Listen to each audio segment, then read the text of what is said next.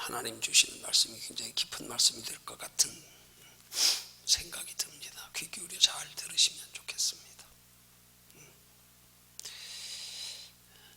강단에 올라서기 직전에 하나님이 주신 말씀입니다. 그냥 제가 느낀 대로 말씀드릴게요. 내가 너희를 향한 사랑은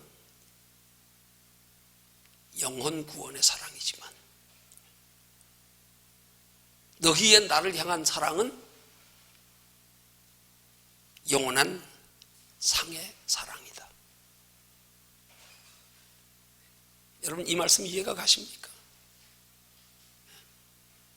하나님이 우리를 향하신 사랑은 영혼 구원의 사랑이랍니다. 일방적인 사랑입니다. 우리가 하나님을 사랑했기 때문에 하나님이 우리 영혼 구원하신 거 아닙니다. 값없는 사랑입니다. 죄로 영혼이 죽을 수밖에 없는 우리들, 그럼에도 불구하고 자기 생명 내어주시면서까지 사랑하셨습니다. 그게 하나님의 우리를 향하신 영혼 구원의 사랑입니다. 그 사랑받은 우리에게 하나님이 요구하시는 사랑은 우리가 하나님을 향하여 행하는 사랑인데, 그 우리가 하나님을 향하여 행하는 사랑은 구원받기 위한 사랑이 아니란 말이에요. 그러면 우리가 하나님 사랑하면 구원받습니까? 구원이 우리가 하나님을 사랑하고 안 하고에 달려 있습니까? 아닙니다.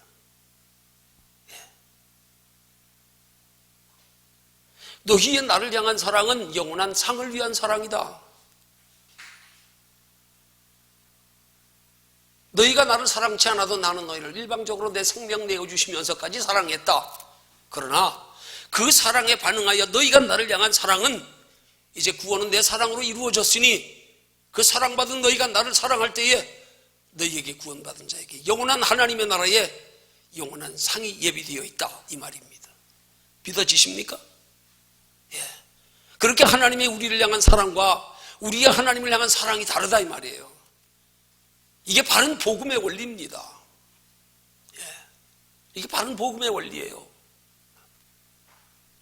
구원은 하나님의 일방적인 사랑입니다. 그러나 우리가 영원한 하나님의 나라에 상받는 사랑은 우리가 하나님을 사랑하는 만큼이란 말이에요. 사랑하는 만큼이라니까요.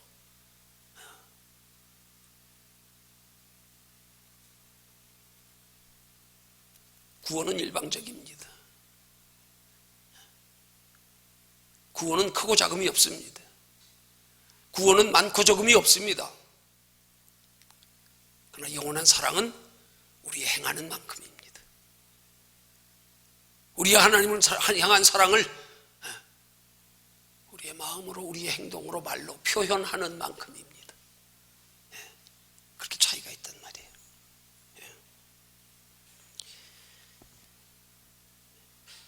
여러분, 하나님 나라의 상을 전하는 말씀이, 하나님 나라의 상을 전하는 복음의 원리가 얼마나 바르고 귀한 복된 말씀인지,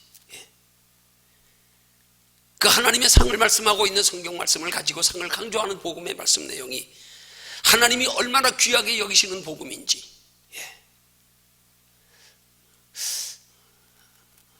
머지않아 알게 될 줄로 믿습니다.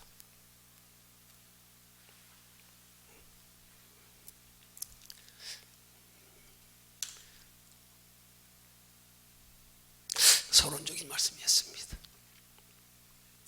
오늘 말씀의 제목은 창작입니다.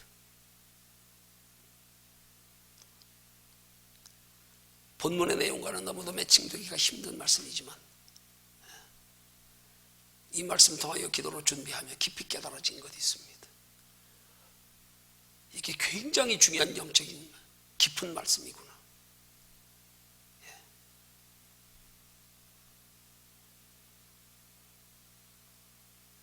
창작이라는 말의 뜻을 국어사전을 통해서 설명하면 전에 없었던 것을 처음으로 만드는 것, 그걸 창작이라 그래요. 남이 한 번도 만들어 보지 않은 걸 내가 만들면 창작이라 그러는 거예요.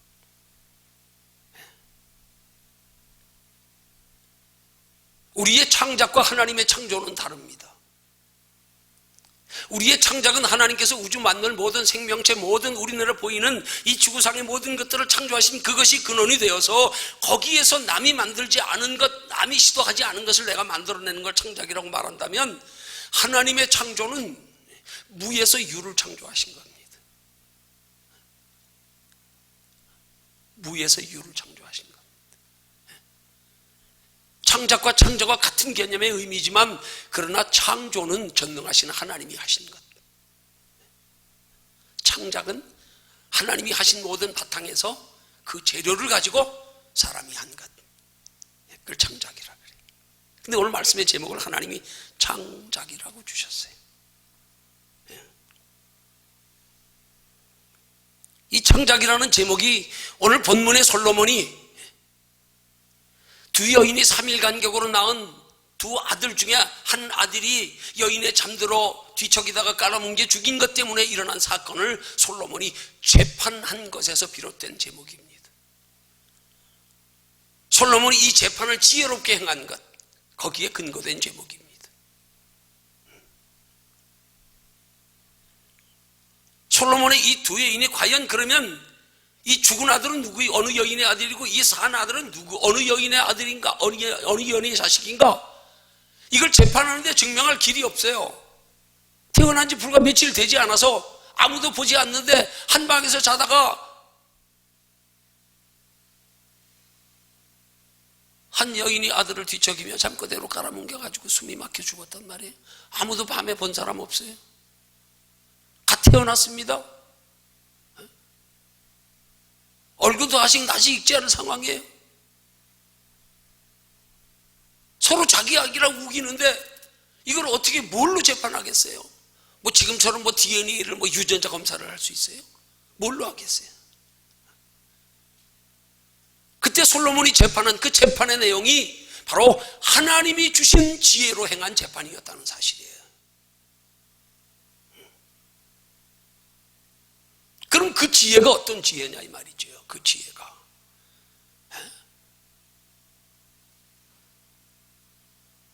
솔로몬에게 두 여인의 누가 산 자식의 어미인가를 재판하는, 그걸 분별해내는 지혜, 그 하나님이 주신 지혜가 어떤 지혜냐 이 말이죠.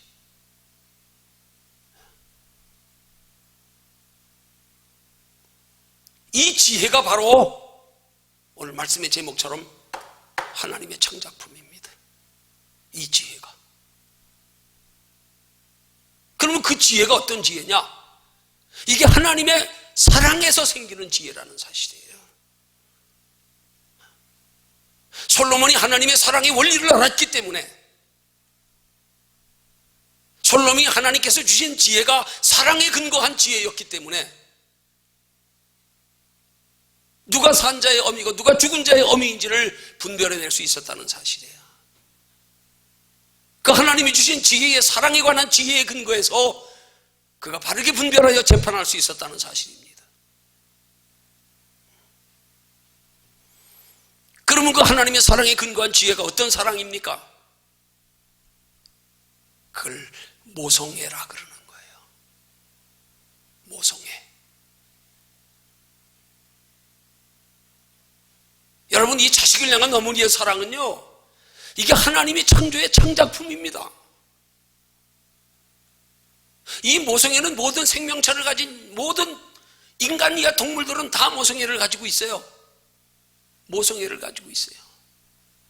이 모성애가 어떻게 보면 하나님의 근본 사랑의 정신, 사랑의 성품이라고 볼 수도 있지만, 그러나 인간에게 있어서만큼은 그 사랑은 우리의 육신적인 모성애와는 차원이 다른 하나님의 사랑에 근거한 모성애는 또 달라요. 어쨌든 모든 창조된 생명체는 다 모성애를 가지고 있다 이 말이에요. 자기보다 자식을 더 사랑하는 모성애, 자기 생명보다 자식의 생명을 더 귀하게 여기는 모성애, 하나님이 창조하신 그 모성애의 근거에서 솔로몬 지혜롭게 모성애를 사용해서 재판하여 옳고 그름을 분별했다 이 말이에요. 두 여인이 서로 산 자가 자기 자식이라고 할 때 솔로몬이 칼을 가져오라 그래가지고 반을 잘라 나누어 줘라, 그럼 죽이는 거 아닙니까? 그럼 과연 솔로몬이 그 정말로 두 아들이 서로 자기 자식이라고 우기는 것을 정말로 공평하게 재판하기 위해서 잘라 죽여서 나누어 주려고 그렇게 말했을까요? 아니요. 진짜 저 자식을, 산자의 자식을 사랑하는 부모인지를 분별하는 방법으로 하나님이 창조하신 하나님의 창작품인 그 사랑을 이용했다 이 말이에요. 그래서 이 산자의 어미는 솔로몬이 재판하며 이 아들을 잘라서 반 나누어 주라 하니까 그 자식을 향한 사랑에 불타는 마음에 견딜 수 없어서 그냥 저 여인에게 주라고. 차라리 내가 자식을 뺏기는 한이 있더라도 내 자식의 생명을 죽게 할 수는 없다. 모성애로 분별한 거란 말이에요. 자기가 잠결에 자식을 깔아뭉개고 지금 남의 자식 가지고 자기 자식이라고 우기며 거짓하는 여인, 이미 자기 자식 없어졌습니다. 모성애 없습니다. 남의 자식입니다.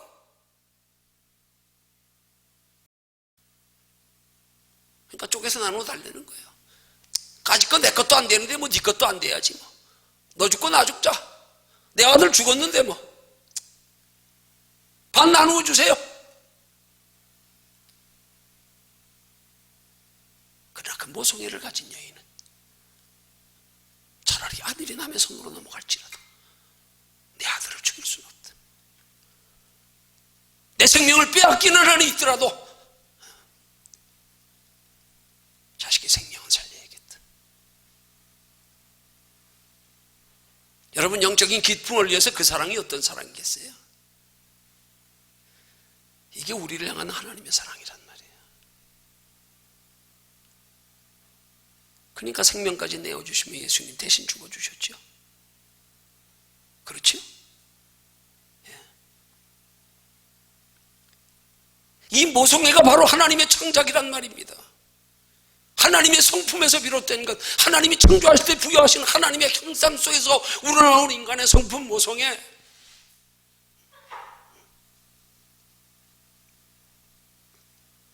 하나님은 인간을 이 하나님의 성품으로 창조하셨단 말이에요. 그 하나님의 성품이 뭐예요? 그게 사랑이요. 사랑. 그래서 요한일서 4장 16절은 뭐라고 말씀합니까? 하나님은 사랑이시라. 하나님은 사랑이시라. 우리 속에 있는 하나님 자신의 성품이 곧 사랑이란 말입니다. 사랑이에요. 그러면 우리 속에 거하시는 그 하나님의 사랑은 오늘 우리에게 대입하면 그 사랑은 무엇일까요? 우리 안에 거하시는 성령 하나님이십니다. 그 하나님이 사랑의 실체입니다. 그 사랑이 하나님이 우리 안에 거하셔서 우리의 마음과 생각을 다스려 주장하시면 우리의 하나님을 향한 사랑은 마치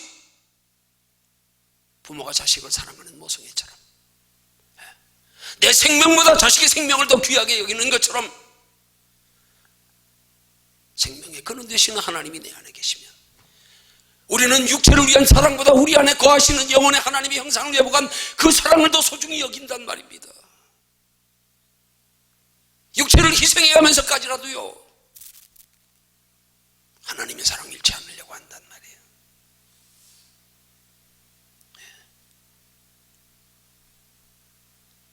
그 사랑이 하나님의 창작품이에요. 그 사랑이 하나님의 성품이요. 그 사랑이 우리 생명의 본질입니다. 이 사랑이 뭡니까? 육체보다 영혼 사랑하는 거예요. 육체보다 영혼을 귀하게 여기는 거요. 육체가 아니라 영혼이 우리 생명의 본질이라는 사실이요. 이 생명은 영혼이 존재하는 것이라는 사실이요. 이거 깨달아지면 우리의 삶의 자세가 달라질 수밖에 없어요. 인간이 이 사랑의 창작품을 잃어버렸단 말이에요.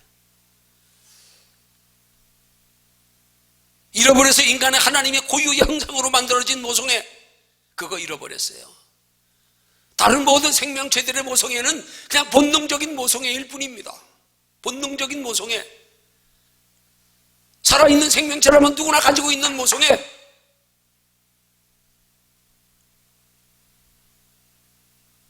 그것도 하나님의 창작품이지만 더 중요한 창작품은 하나님 자신의 생명, 하나님 자신의 형상, 영혼을 향한 모성이에요.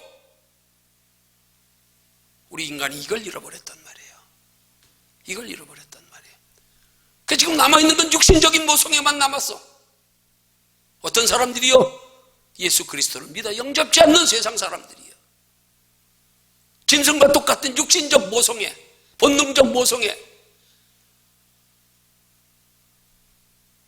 하나님의 자녀된 성도들이 소유하고 있어야 할, 잃어버리지 말아야 할 모성애는 영적인 모성애란 말이에요. 하나님의 형상이 우리 안에 거하시는 것.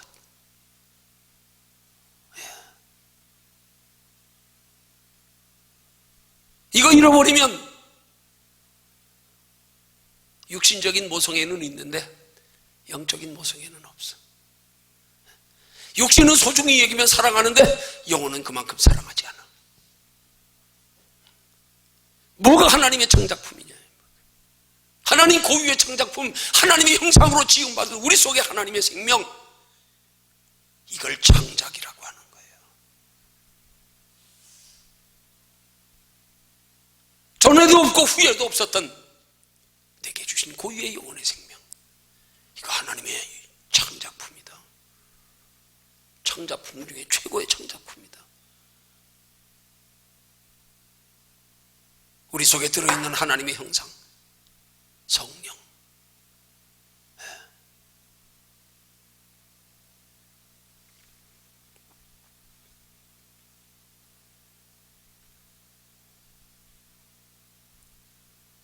그 육체보다 영혼을 소중히 여기는 영적 모성애가 우리 안에 있을 때 비로소 하나님의 자녀다운 신앙생활이 가능해집니다. 그때부터 하늘에 소망 두고 살아가는 신앙생활이 가능해집니다. 여러분, 하나님이 우리에게 요구하시는 것 간단해요. 이런 하나님의 고유의 창작품인 영혼만 소중히 여겨라. 영혼의 가치만 바르게 인식해라.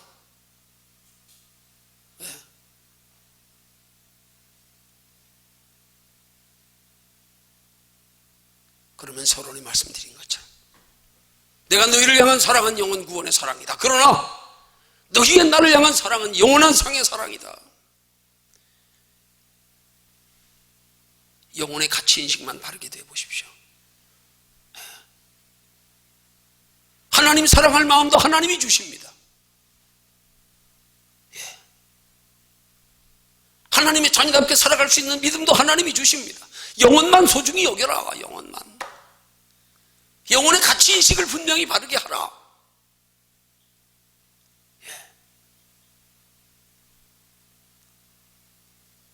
그러면 그때부터 하나님이 우리 속에 우리와 동행하시며 우리를 인도해 가십니다. 이끌어 가시기 시작합니다.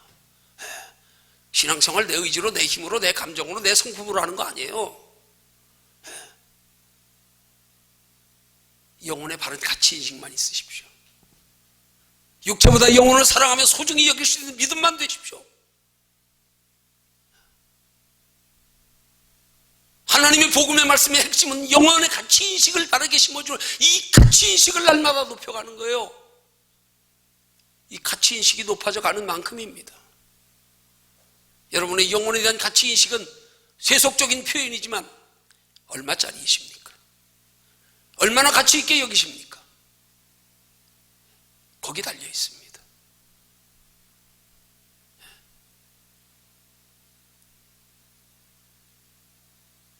영혼의 가치인식, 가치인식만큼입니다.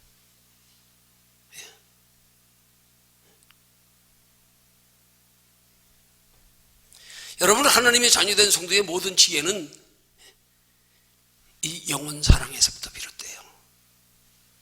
하나님은 우리 지혜와 지식을 요구하지 않는다니까요. 영혼에 대한 가치인식만 분명하게 바르게 설정되어 있어 보십시오. 거기서 지혜는 생겨요. 어떤 지혜요? 하나님을 기쁘시게 하는 지혜요. 하나님 나라의 영원한 상 받을 수 있는 지혜요. 세상 지혜 말고요. 육신에 원하는 것이나 이루기 위한, 육신적으로는 남들에게 조금 더 낫게, 남들보다 더 성공하고 더 누리고 싶은, 그러기 위해서 필요한 지혜가 아닌 하나님 나라의 영원한 상 받기 위한 지혜요. 우리의 영혼 소중히 여김에서부터 그 지혜는 생겨나기 시작합니다.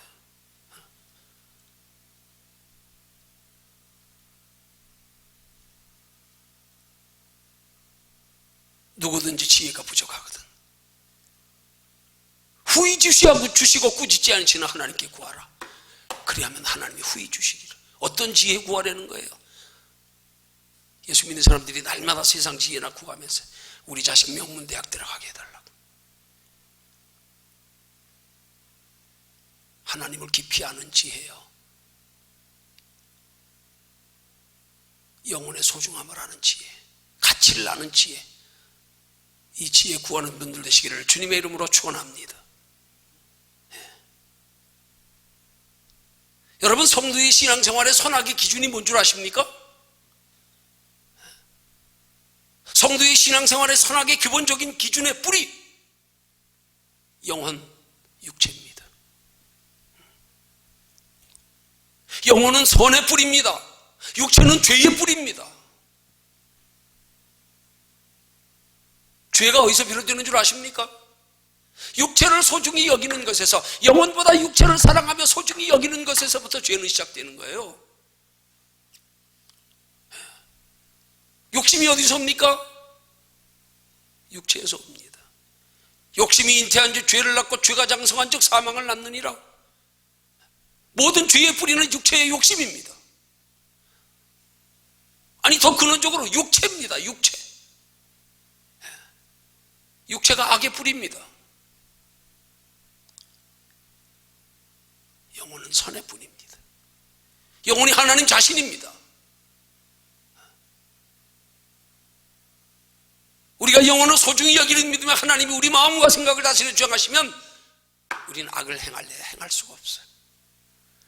악을 행하고는 견딜 수가 없어요. 마음이 불편해서, 불안해서 견딜 수가 없어. 거룩한 근심 생겨요.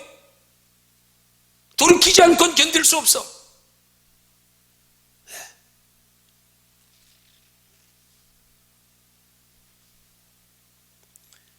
성도는 육체보다 영혼을 더 소중히 여기며 사랑하는 데서 모든 지혜가 생기고요, 모든 선한 행실은 거기서 가능해지는 거예요. 영혼이 우리의 선의 뿌리이기 때문에, 영혼이 곧 우리 안에 거하시는 하나님이시기 때문에, 우리가 육체보다 영혼을 소중히 여기는 순간부터 하나님은 우리의 인생의 주인 되어 주십니다. 우리 인생을 책임져 주십니다. 하나님 나라에 이르기까지 우리를 진리 가운데로 인도해 가십니다.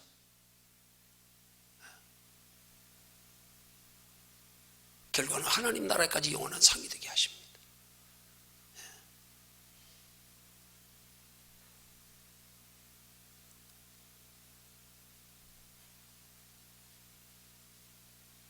하나님이 우리를 사랑하시며 근본 뿌리, 영혼 사랑입니다. 육체 사랑 아닙니다. 하나님이 사랑하는 건 나도 사랑하고, 하나님이 소중히 여기는 건 나도 소중히 여기고, 하나님이 귀하게 여기신 건 나도 귀하게 여기는 신앙 되면 우리 인생 게임 끝. 하나님 책임져 주시게 돼 있어요. 반드시 우리를 통하여 하나님의 뜻을 이루시고 하나님 영광 나타나시게 돼 있어요.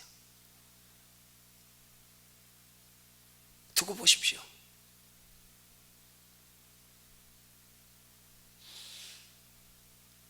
모든 믿음의 선진들이 그랬습니다. 궁극적으로는 하나님 나라에 가서 보십시오. 우린 거기까지 바라보고 신앙생활할 줄 알아야 됩니다. 기껏 이 땅에서 잠깐 보이는 것, 그것 쫓아 사느라고 영혼보다 육체를 더 소중히 여겨 사랑하며 쫓아가는 우리의 삶은 결국 우리 인생을 멸망에 이르게 하고 우리 인생을 불행하게 만드는 거예요.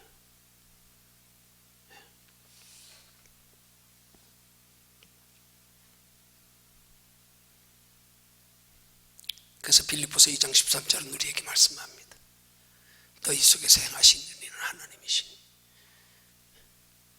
우리 속에서 하나님이 행하시면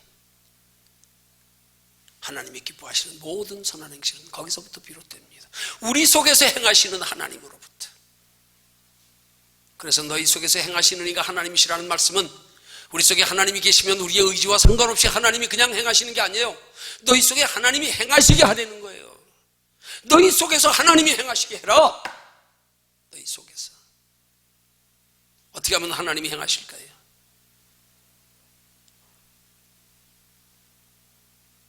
우리의 영혼이 생명의 근본이고 생명의 본질이고 영혼이 존재하는 것이고 생명이 곧 하나님이 우리에게 부여하신 하나님의 형상이라는 사실, 여기에 대한 분명한 가치의식이 있는 것, 거기서부터 하나님은 우리 안에서 행하시기 시작합니다.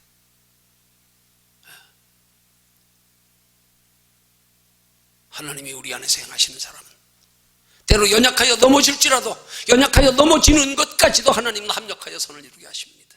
전화위복되게 하십니다. 죄가 더한 곳에 은혜가 더욱 넘쳤느니라. 어떤 사람들에게요? 영혼을 소중히 여기는 사람들에게. 영혼을 소중히 여긴다고 하루 24시간 죄 안 질 수 없어요. 우린 연약한 육체를 가지고 있기 때문에. 어린아이가 부모를 아무리 사랑하여 양육한다고 24시간 잠도 안 자고 끼고 옆구리에 그렇게 돌볼 수 있습니까? 설사 그렇게 돌볼 수 있다 쳐도, 아니 하나님 그렇게 돌보실 수도 있어요. 그러나 그렇게 돌보시면 어떻게 될까요?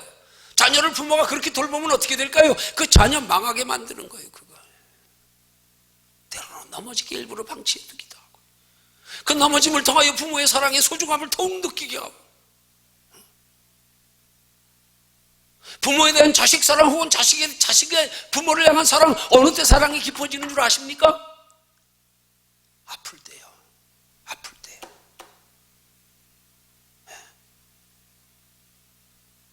그때 우리는 부모의 사랑을 더 깊이 느끼는 거예요. 부모도 자식 사랑을 더 깊이 느끼는 거예요. 때로는 하나님이 우리의 유익을 위해서, 우리가 볼 때는 하나님이 꼭 나를 멀리하시고 나를 미워하시고 내게 무관심하신 하나님 같지만 아닙니다. 그때가 하나님 내 곁에 가장 보이지 않게 가까이 계실 때입니다. 함께 울어주시며 우리가 털고 일어나 빨리 홀로서기 하길 원하십니다. 정말 사랑하는 부모는 자식이 넘어질 때 안 일으켜줘요. 스스로 일어날 때까지 기다리죠. 하나님도 마찬가지입니다. 일어나 걸어라. 내가 너를 도우리라. 도와주시긴 하지만 이렇게 주시진 않습니다. 내 힘으로 일어날 수 없게 주여 나 좀 도와주세요. 나 좀 이렇게 해주세요. 그러면 이렇게 해주십니다. 영혼만 소중히 여기십시오. 영혼만. 육체보다 영혼이 더 귀하고 값진 것, 영원한 것, 비교할 수 없는 것, 바른 가치의식만 있으십시오. 그 영혼이 하나님이 우리를 향하신 유일하신, 인간을 향하신 유일하신 창작품입니다. 인간만 영혼이 존재합니다. 다른 생명은 다른 생명체들, 육체들, 짐승들에게도 다 있어요.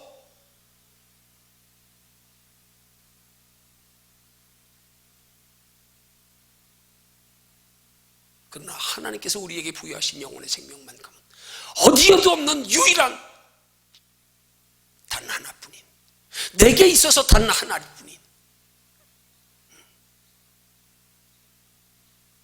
유일한 하나님의 창작품, 영혼. 우리의 신앙생활의 초점은 영혼이 돼야 됩니다. 영혼이 돼야 됩니다.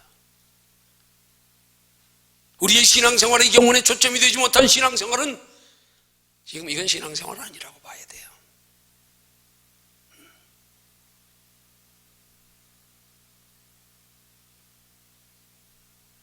영혼이 초점이라니까요. 영혼이 유독 하나님이 사랑하셔서 하나님의 형상으로 지음받은 인간들에만 부여하신 하나님의 생명이란 말이에요. 이 사랑의 힘이요, 이거 대단한 겁니다. 모성애보다, 육신적 본능적 모성애보다 더 대단한 겁니다. 이거 있어 보십시오. 세상 능히 이깁니다.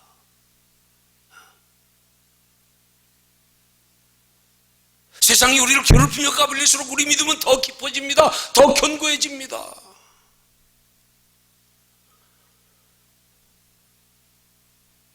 나무가 북풍한 설 몰아치는 한겨울일수록 더욱더 땅속으로 깊이 뿌리를 박습니다. 영혼만 소중히 여겨보십시오. 영혼 소중히 여기는 게 믿음입니다. 영혼은 소중히 여기는 게 하나님을 향한 진실한 사랑입니다.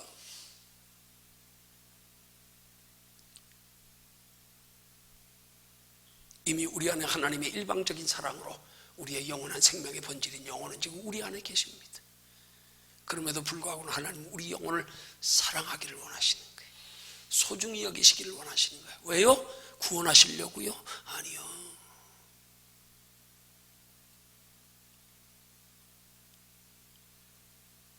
구원받은 우리에게 영원한 상 주시려고. 영혼만 소중히 여겨라. 내가 너희로 영원한 하나님 나라의 영원한 상 받는 신앙생활이 가능하도록 내가 내 손 붙잡고 함께 동행하며 세상 끝날까지 너와 함께하며 너희를 진리 가운데로 인도해 가리라.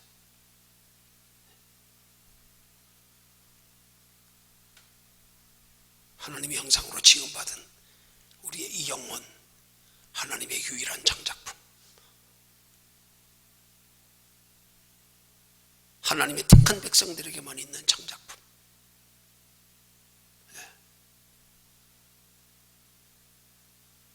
곧 창작이라는 말씀을 통하여 주시는 하나님의 교훈의 핵심은 영혼 소중히 여겨라. 영혼을 위해서 살아라. 영원히 너의 생명의 본질이다. 영원히 너와 함께 하시는 하나님이다. 그동안 뭘 소중히 여기며 사셨습니까? 뭘 그렇게 사랑하며 사셨습니까? 지금 뭘 위해서 살고 계십니까? 뭘 위해서 살고 계십니까? 오늘 이제 예수 믿는 사람들이 볼 때 정말 안타깝고 답답한 것은, 아니 영적인 면으로 제가 하는 표현이에요. 넋놓고 살고 있어요. 넋놓고 살고 있어. 말씀 듣는 것도 넋놓고 그냥 듣고 있어.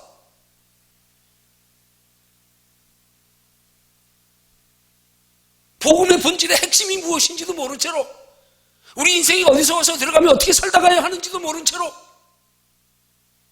날마다 육신의 것 바라보며 거기에 치우쳐서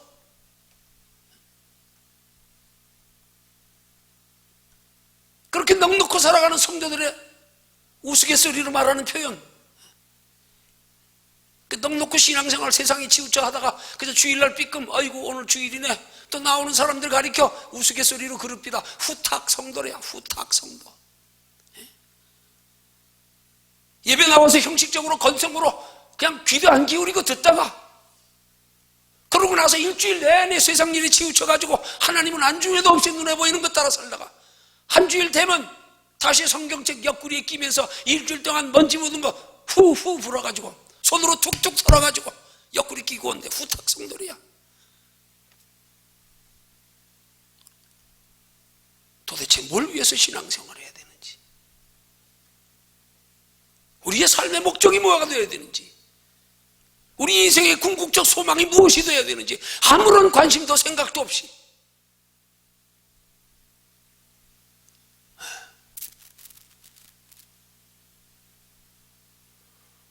말씀 귀 기울여 잘 들으셔야 돼요. 아무리 앉아있어도 아무리 크게 소리질러 얘기해도 귀 기울이지 않으면 땡이에요. 안 들어갑니다. 변화 안 일어납니다. 시선은 날 보고 있는데 생각은 딴 데가 있어. 안 들어갑니다. 변화 없습니다. 귀 막고 눈 감으면 끝입니다. 어떤 사람은 일부러 졸면서도요, 졸지 않는 걸 보이려고 일부러 조는 걸 감추려고 아주 진지한 표정으로 졸아요. 그럼 남이 들으면, 남이 보면 꼭 지금 아주 말씀 깊이 듣느라고 꼭 눈 감고 있는 것 같아. 아주 진지한 표정으로 그러다가 한참 보면 이래. 아닙니다.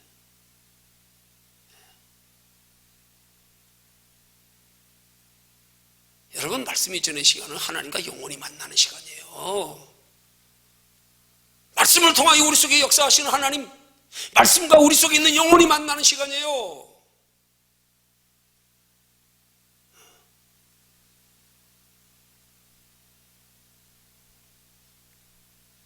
서론적으로 드린 말씀이 그냥 드린 게 아니라니까요.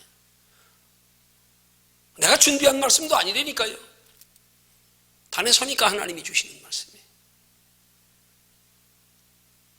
왜 하나님이 우리 영혼을 그토록 소중히 여기기를 원하시는가? 소중히 여겨야 상받는 신앙생활이 가능하기에.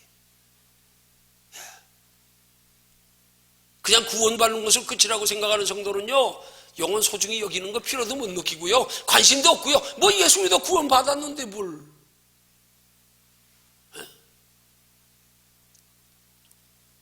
왜 그토록 영혼이 소중합니까? 하나님이 값없이 일반교로 주신 건데, 내 의로 받는 것도 아닌데.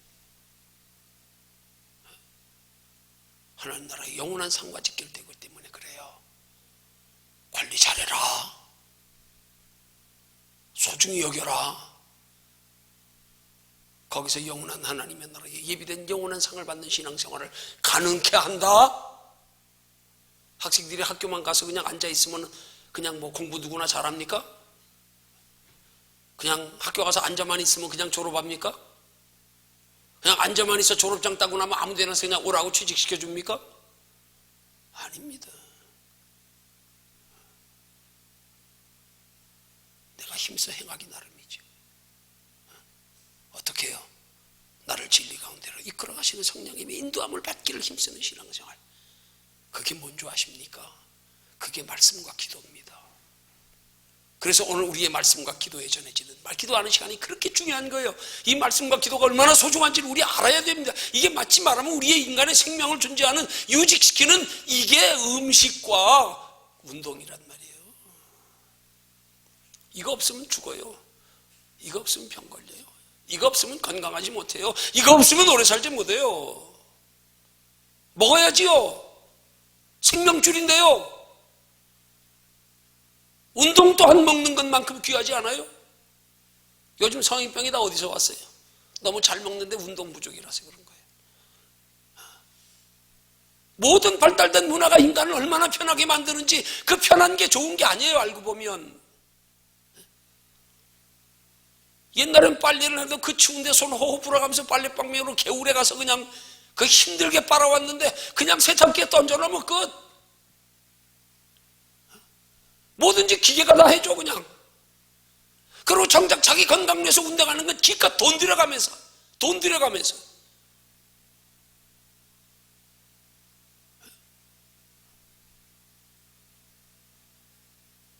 자주 얘기하지만 우리 육체의 생명도요, 하나님이 건강의 비결을, 우리의 생명을 창조하실 때부터 하나님이 주신 비결이 있어요.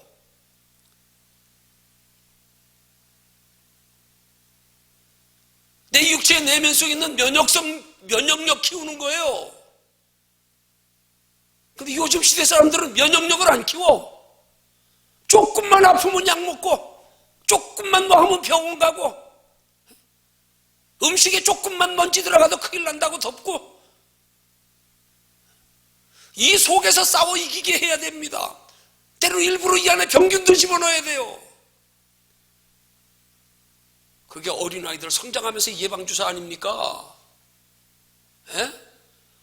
내 안에 있는 신체의 면역력, 하나님이 창조하신 면역력을 이 안에서 싸워 이기도록 키워야 되는데, 이 안에서 싸울 수 있는 시간을 안 줘.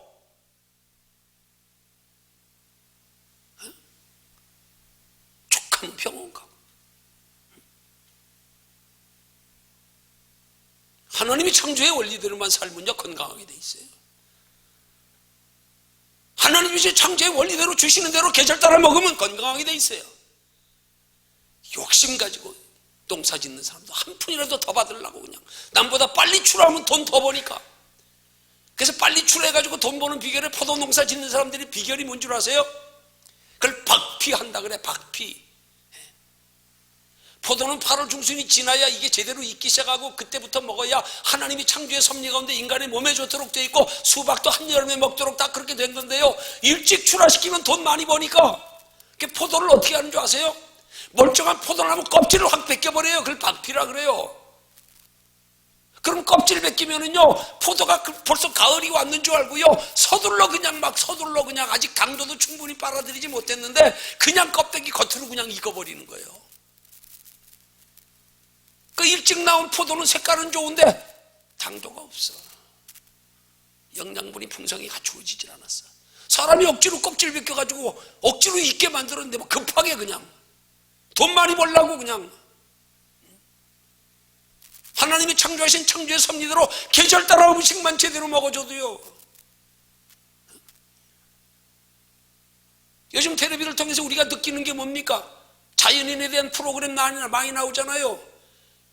그렇게 불치의 병 얼마 살 날이 얼마 안 남은 사람들도 정말 산속으로 들어가서 살기 시작하니까 회복돼 얼마나 많이 봅니까?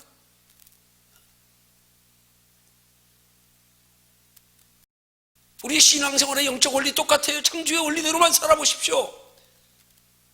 하나님의 창조의 원리의 핵심, 하나님의 창작의 핵심, 영혼만 소중히 여기며 살아보십시오. 영혼 사랑하며 살아보십시오. 영혼을 위해서 살아보십시오.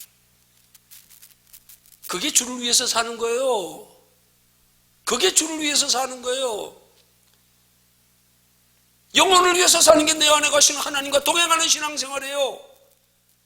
영혼을 위해서 사는 사람은 날마다의 생활 속에서 항상 우리 안에 가시는 하나님을 의식합니다. 생각합니다. 무슨 일에도 하나님과 대입하여 생각합니다. 하나님 보시기에 어떨까? 하나님 기뻐하실까?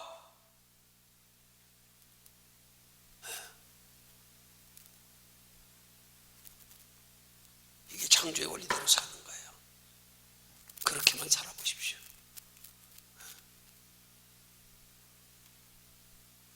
하나님이 그렇게 귀하게 창조하신 우리 뭐 스스로 망치고 살아가면서도 육체로는 그렇게 망치지 않으려고 애를 쓰면서도 생명의 근본이 영혼에 망치는 건 관심도 없이 이게 오늘 시대의 타락한 그리스도인들의 삶의 모습이에요. 영혼이 생명의 본질인데,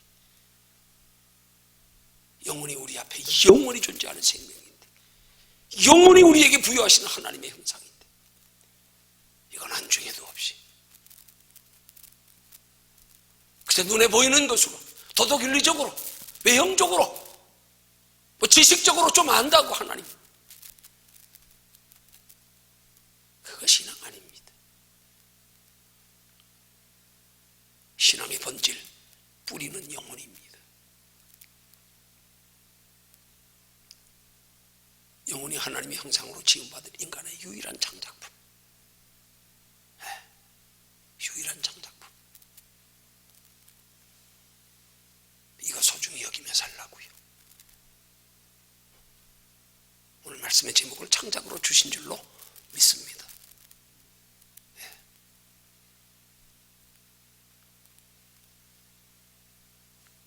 그게 내 안에 거하시는 하나님이잖아. 그게 주님께서 부활 승천하시며 약속하신 말씀이잖아요. 보라, 내가 세상 끝날까지 너희와 항상 함께 있으리라. 세상 끝날까지. 끝날까지 있으면 그 다음은 어떻게 된다고요? 주님이 하나님 나라 뭐 하러 가셨다고요? 우리를 위하여 처소를 예비하러 가셨대. 우리의 영혼이 거할 처소를 다 마련하시고 나면 다시 오셔서 우리를 데리고 하나님 나라에 가셔서 우리와 함께 영원히 거하시겠대. 그러면 주님 오시는 날까지 우리 뭐 해야 되는 거예요? 무엇이 우리의 신앙생활의 목적이 되어야 되는 거예요? 영혼 관리 잘하는 거예요. 영혼 관리 잘하는 거. 이게 신앙생활의 목적이 돼야 돼요. 그것만 잘 되면 나머지는 따라오게 돼 있어요. 왜 따라오게 돼 있는 원리를 몰라가지고 내가 자꾸 뭘 하려고. 영혼 잘 되면 범사에 잘 되고 강건케 되는 건 따라오는 게 하나님의 축복의 원리인데, 영혼 잘 되는 건 관심 없이 날마다 육신적으로만 범사에 잘 되고 강건케 되려고 영혼은 관심도 없이 소홀히 하면서 무관심하게 뒷쪽으로 돌려놓고, 그러니까 우리 인생이 고달픈 거예요. 창조의 원리대로만 살아보십시오. 제일 행복한 거예요. 마음도 평안하고요.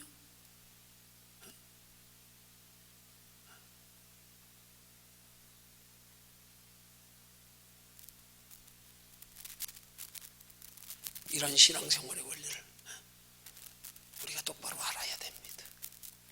똑바로 알아야 됩니다.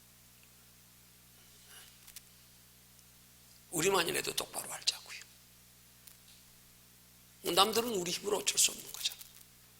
제 입장에서 말하면 지금 현재 주어진 제 사명은 우리 교회에 속한 이 말씀을 듣는 성도들에게만 하나님이 이 말씀을 주의할 사명을 주셨지요. 나는 다른 사람들에게는 관심 없습니다. 그건 나한테 맡겨진 영혼 아니니까. 난 내게 맡겨진 영혼에만 최선을 다하면 됩니다. 나는 다른 걸로는 최선을 다할 수 있는 힘도 없고 지혜도 없고 가진 것도 없고 미안한 얘기지만 다른 것으로는 관심도 없습니다. 오직 내게 맡겨주신 영혼들에게 영혼의 가치인식만 바르게 심어주면 난 나 할 일 다 했다고 생각합니다. 그 다음은 여러분의 선택입니다. 제가 강요하지 않습니다. 저는 바르게 전했으면 끝. 여러분이 어떻게 받아들이는가에 따라서 하나님의 생명의 말씀도 여러분의 받아들이는 마음 여는 만큼 들어가 역사하시고 변화시킵니다. 제가 하지 않습니다. 여러분이 마음 여는 만큼입니다. 여러분이 귀 기울여 듣는 만큼입니다. 저는 그 가치인식만 바르게 전했으면 제 할 일 다 했습니다. 그리고 위하여 기도할 뿐입니다.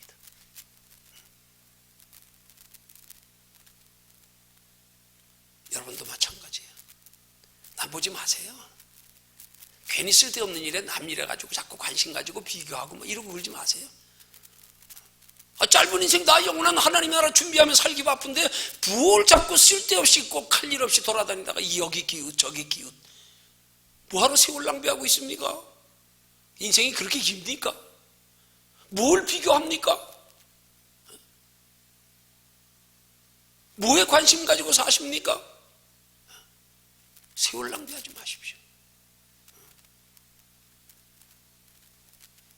경기장에서 달리는 경주마는요, 옆에 달려가는 말을 보면 심리에 지장이 있을까 봐요. 말 앞에다가 딱 옆에다가 눈 옆에 가로막을 해놨어요. 누가 뒤에서 나보다 빨리 쫓아오는 발바꿈 소리만 들려가도 내 심리에 지장이 있어가지고요, 달려가는데 페이스 조절 못하면 나중에 달려가다 너무 성급하게 달려가지고 나중에 힘 빠져가지고 더 빨리 못 달리는 수 있고, 오직 앞만 모르고 달려가기 위해서 여기다 딱 막아놨습니다. 앞만 보고 달려. 누구도 보시면 하십시오. 내게 영원한 상 주시는 하나님만 바라보고 신앙생활 하십시오. 거기만 보고 달려가십시오. 엉뚱한 데 세월 시간 낭비하지 마시고요. 엉뚱한 것 가지고 씩씩거리고 울고 웃고 하지 마시고요. 그게 사도 바울의 신앙 고백입니다. 남이 나를 뭐라고 판단하고 평가하든 나는 관심 없다. 나도 나를 판단치 않는다. 다만 나를 판단하실 이는 주시니라. 오직 내 판단은 하나님께 맡기고 나는 둏대를 향하여 달려갈 뿐이다. 달려가면 됐어요. 그 사람이 나보다 열심히 해서 상 받는 게 나하고 무슨 상관이에요? 그 사람 열심히 해서 상 받는다고 내 상 깎여요? 아닙니다. 근데 그 사람 열심히 하는 것 보고 상대적으로 위축되고 반감 생기고 시기하고 질투하고 거기에 시선 뺏기면 내 상 완전히 깎여버립니다. 달려가다 주저앉아버리는 거예요. 다른 사람 보고. 이게 얼마나 미련한 신앙생활이에요. 뭐 누구하고 비교하십니까? 사도 바울이 그렇게 능력 있어 죽은 사람까지 살렸어도 여러분 그거 훌륭하다고 볼 거 하나도 없어요. 아니 그게 정상이에요. 우리가 거기 못 미쳐서 그렇지요. 왜 나한테 비교해가지고 나보다 저 사람이 낫다고 훌륭하다. 아니요, 그게 정상이에요. 내가 못 미쳐서 그래요.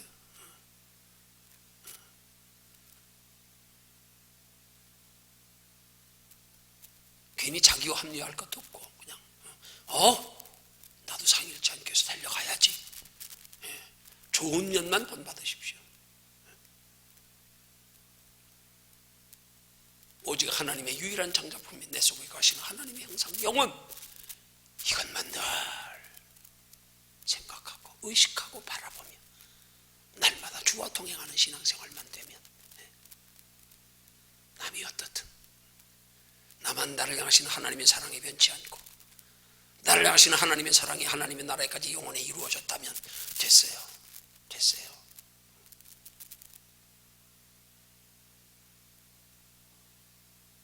그게 신앙생활입니다. 잘 깨닫는 지혜 있으시기를 주님의 이름으로 축원합니다.